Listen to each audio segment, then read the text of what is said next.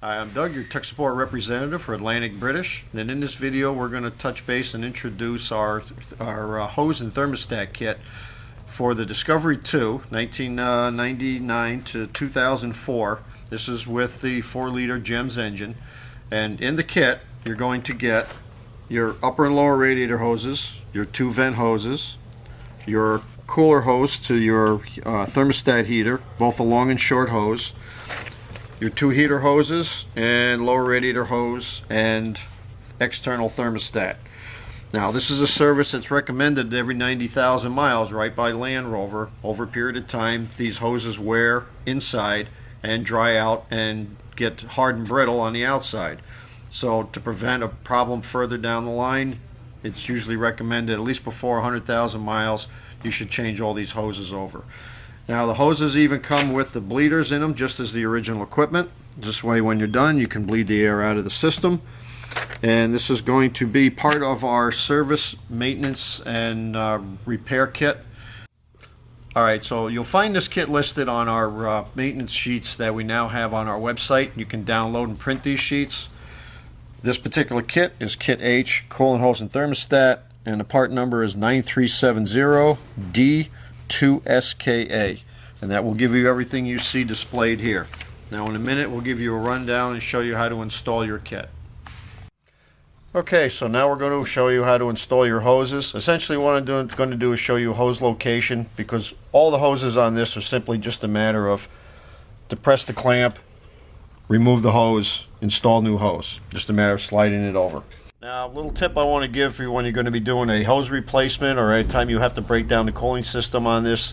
On these Disco 2s, there is no drain plug on the bottom of the radiator. So it's either you can pull the bottom hose and make a horrible mess all over everywhere, or once you have the upper shroud and the fan off of this, you have easy access to this bottom bolt on the driver's side of the water pump. Now on the original equipment hardware, it'll have a 7/16 or 11 millimeter head. There's another one directly above it. We're going to be using the bottom one. You pull that bolt out and you will drain the cooling system down to that level in the block. That should give you enough out of there to at least do the top end hoses and reduce the amount of coolant that's going to splash when you do pull the bottom hose to do a final drain. So it's a nice little tip to know. Certainly save you some time and reduce your mess. What we're certainly going to show you is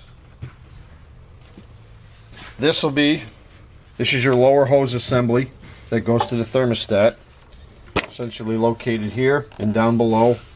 This will go to your reservoir tank.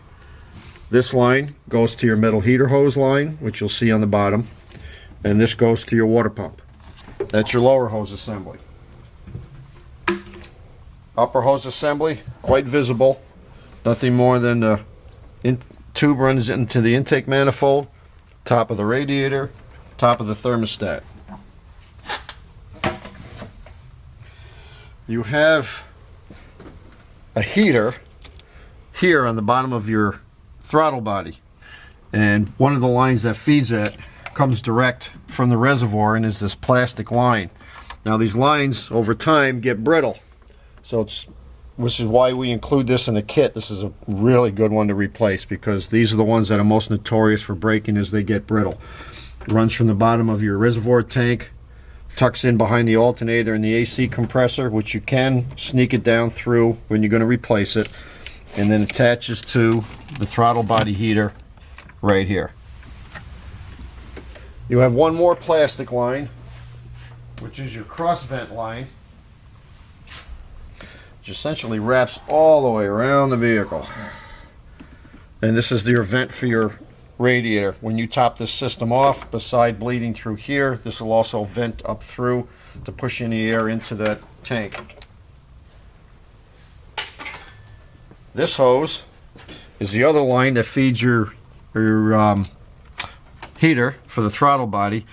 This one you may need to just take these 4 bolts out right here for the AC compressor, which you'll need to remove the belt, which you'll see on our other video.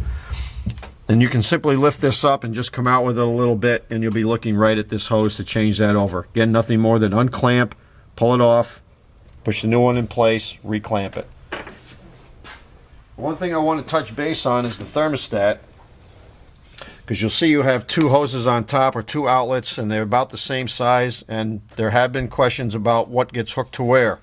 So just so you know, the thermostat is going to sit in this position down here next to the radiator. You have one outlet that is points straight up, one that points off at a 40-degree angle. The one with the 40-degree angle is going to be attached to your lower hose assembly. The outlet running straight up is going to attach to your upper hose. So just so you don't get that backwards, you want to make sure you hook it up right. You could hook it up backwards, and what will happen is after a long drive you'll find the vehicle overheats because it changes the function of the system. So again, thermostat like so, upper hose to the straight up, lower hose to the 40-degree angle. The bottom one just pops into this lower hose. There's a small hose here which will look like this, and this runs into the lower inlet for your radiator. There you pretty much have it. This is your hose kit for your Disco 2. This is with the Bosch engine. Again, this is a maintenance item. Really needs to be done during the proper intervals. Definitely don't want to have a hose blow while you're on the road. They do deteriorate internally as well as externally, so it's a good idea to change them on a regular basis. And in the process, you'll also be adding new coolant to the system, which is also good to do on a regular basis. So again, when you're ready to change the hoses over on your Disco 2, just call any of our knowledgeable salesmen at 1-800-533-2210. Thanks for watching.